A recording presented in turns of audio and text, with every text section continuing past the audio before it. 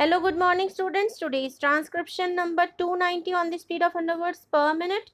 Start.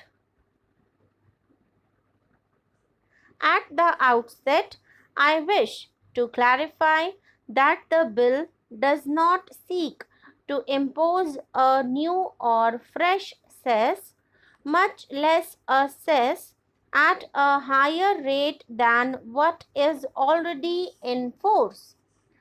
The bill only seeks to provide for collection of a cess at precisely the same rate as has been collected for several years now from the time of the abolition of the salt duty in 1947.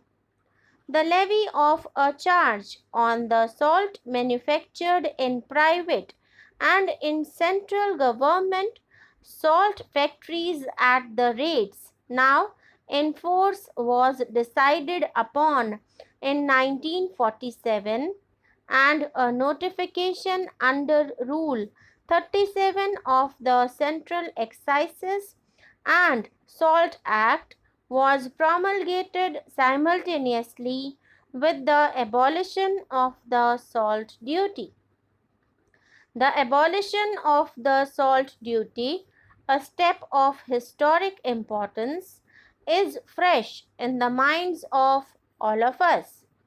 I need not recall to the minds of honorable members the very great importance that was very rightly attached, if I may say so, during our freedom struggle to the issue of the abolition of the salt duty.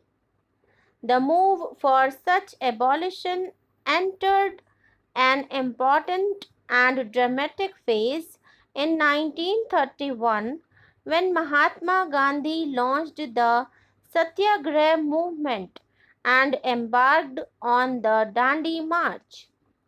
The non-violent struggle ended successfully with the signing of the Gandhi-Irwin Pact, which permitted certain relaxations on the collection and manufacture of salt by local residents in villages immediately adjoining areas where salt could be made.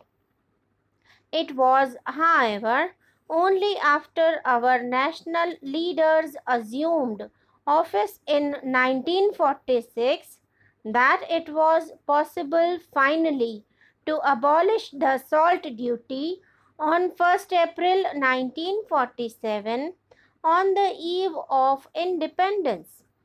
It was decided then that salt would not be used, as it was until then, as a major source of revenue.